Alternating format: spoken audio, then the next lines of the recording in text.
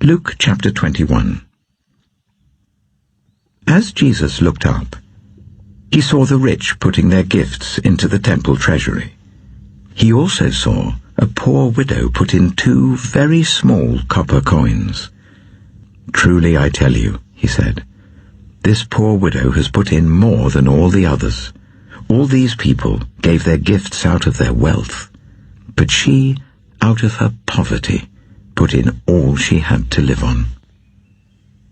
Some of his disciples were remarking about how the temple was adorned with beautiful stones and with gifts dedicated to God. But Jesus said, "As for what you see here, the time will come when not one stone will be left on another. Every one of them will be thrown down." "Teacher," they asked, "when will these things happen, and what will be the sign that they are about to take place?" He replied, "Watch out that you are not deceived. For many will come in my name, claiming, 'I am he,' and 'the time is near.' Do not follow them. When you hear of wars and uprisings, do not be frightened. These things must happen first, but the end will not come right away." Then he said to them, "Nation will rise against nation, and kingdom against kingdom.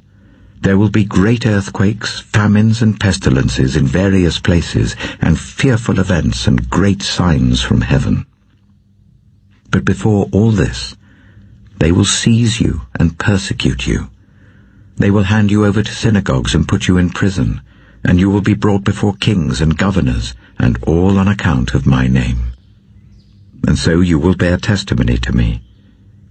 But make up your mind not to worry beforehand how you will defend yourselves, for I will give you words and wisdom that none of your adversaries will be able to resist or contradict.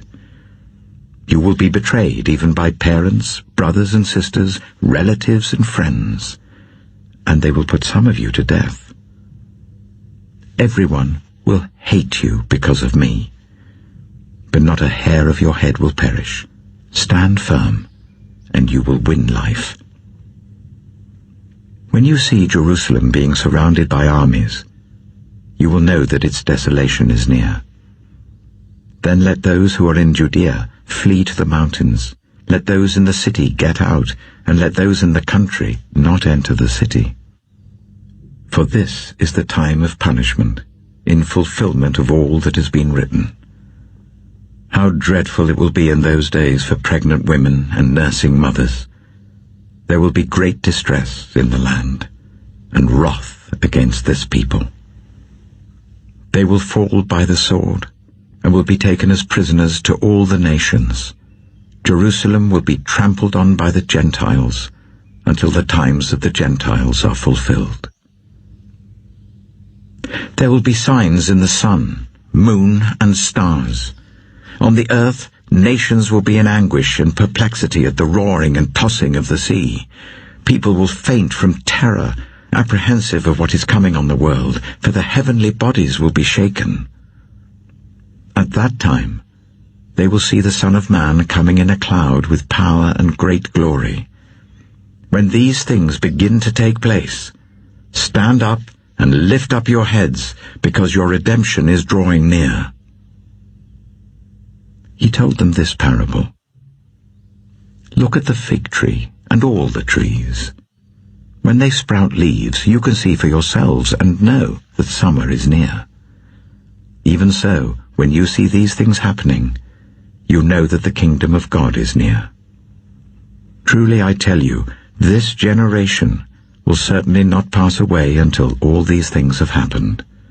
Heaven and earth will pass away, but my words will never pass away.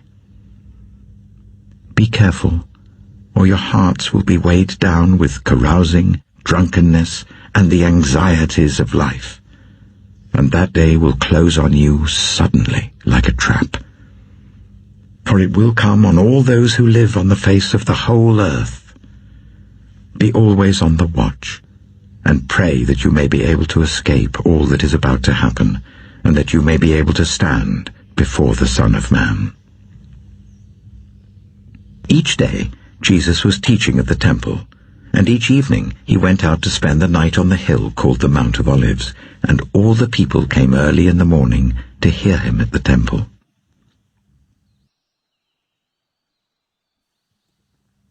Luke chapter 22. Now the feast of the unleavened bread, called the Passover, was approaching, and the chief priests and the teachers of the law were looking for some way to get rid of Jesus, for they were afraid of the people. Then Satan entered Judas, called Iscariot, one of the 12. And Judas went to the chief priests and the officers of the temple guard and discussed with them how he might betray Jesus. They were delighted and agreed to give him money. He consented and watched for an opportunity to hand Jesus over to them when no crowd was present. Then came the day of unleavened bread on which the Passover lamb had to be sacrificed. Jesus sent Peter and John, saying, "Go and make preparations for us to eat the Passover." "Where do you want us to prepare for it?" they asked. He replied, "As you enter the city, a man carrying a jar of water will meet you. Follow him to the house that he enters, and say to the owner of the house, 'The teacher asks, where is the guest room where I may eat the Passover with my disciples?' He will show you a large room upstairs, all furnished. Make preparations there." They left and found things just as Jesus had told them. So they prepared the Passover. When the hour came, Jesus and his apostles reclined at the table, and he said to them, "I have eagerly desired to eat this Passover with you before I suffer. For I tell you, I will not eat it again until it finds fulfillment in the kingdom of God." After taking the cup, he gave thanks and said, "Take this and divide it among you. For I tell you, I will not drink again from the fruit of the vine until the kingdom of God comes." And he took bread, gave thanks and broke it, and gave it to them, saying, "This is my body given for you. Do this in remembrance of me." In the same way, after the supper, he took the cup, saying, "This cup is the new covenant in my blood, which is poured out for you. But the hand of him who is going to betray me is with mine on the table. The Son of Man will go as it has been decreed, but woe to that man who betrays him." They began to question among themselves which of them it might be who would do this. A dispute also arose among them as to which of them was considered to be greatest. Jesus said to them, "The kings of the Gentiles lord it over them, and those who exercise authority over them call themselves benefactors. But you are not to be like that. Instead, the greatest among you should be like the youngest, and the one who rules like the one who serves. For who is greater, the one who is at the table, or the one who serves? Is it not the one who is at the table? But I am among you as one who serves. You are those who have stood by me in my trials, and I confer on you a kingdom, just as my Father conferred one on me, so that you may eat and drink at my table in my kingdom, and sit on thrones, judging the 12 tribes of Israel. Simon, Simon, Satan has asked to sift all of you as wheat. But I have prayed for you, Simon, that your faith may not fail. And when you have turned back, strengthen your brothers." But he replied, "Lord, I'm ready to go with you to prison and to death." Jesus answered, "I tell you, Peter, before the cock crows today, you will deny 3 times that you know me." Then Jesus asked them, "When I sent you without purse, bag, or sandals, did you lack anything?" "Nothing," they answered. He said to them, "But now, if you have a purse, take it, and also a bag. And if you don't have a sword, sell your cloak and buy one. It is written, and he was numbered with the transgressors. And I tell you that this must be fulfilled in me. Yes, what is written about me is reaching its fulfillment." The disciples said, "See, Lord, here are 2 swords." "That's enough," he replied. Jesus went out as usual to the Mount of Olives, and his disciples followed him.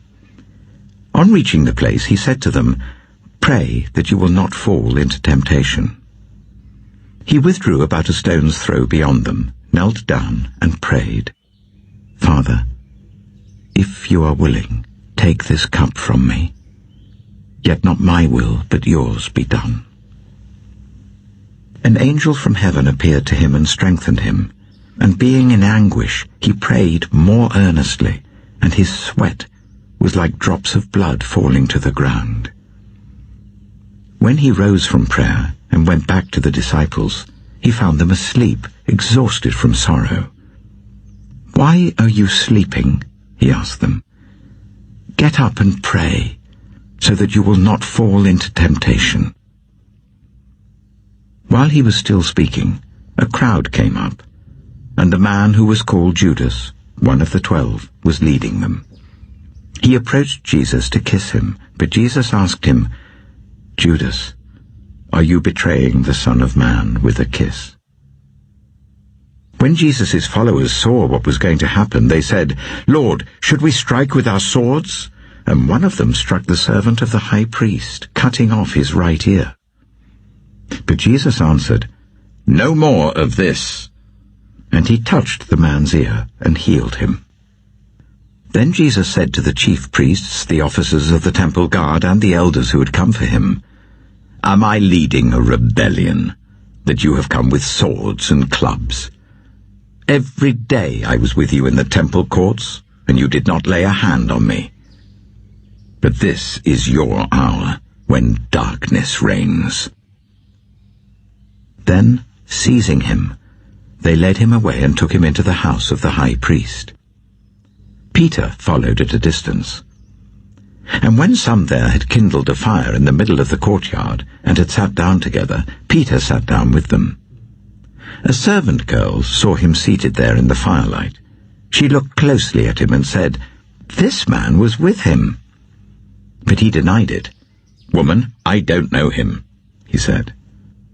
A little later someone else saw him and said, "You also are one of them." "Man, I am not," Peter replied. About an hour later another asserted, "Certainly this fellow was with him, for he is a Galilean." Peter replied, "Man, I don't know what you're talking about." Just as he was speaking, the cock crowed. The Lord turned and looked straight at Peter. Then Peter remembered the word the Lord had spoken to him, "Before the cock crows today, you will disown me 3 times." And he went outside and wept bitterly. The men who were guarding Jesus began mocking and beating him. They blindfolded him and demanded, "Prophesy, who hit you?" And they said many other insulting things to him. At daybreak, the council of the elders of the people, both the chief priests and the teachers of the law, met together, and Jesus was led before them. "If you are the Messiah," they said, "tell us." Jesus answered, "If I tell you, you will not believe me, and if I asked you, you would not answer. But from now on the Son of Man will be seated at the right hand of the mighty God." They all asked, "Are you then the Son of God?" He replied, "You say that I am." Then they said, "Why do we need any more testimony? We have heard it from his own lips." Psalm 126. When the Lord restored the fortunes of Zion, we were like those who dreamed. Our mouths were filled with laughter, our tongues with songs of joy. Then it was said among the nations, The Lord has done great things for them. The Lord has done great things for us, and we are filled with joy. Restore our fortunes, Lord, like streams in the Negev. Those who sow with tears will reap with songs of joy. Those who go out weeping, carrying seed to sow, will return with songs of joy, carrying sheaves with them.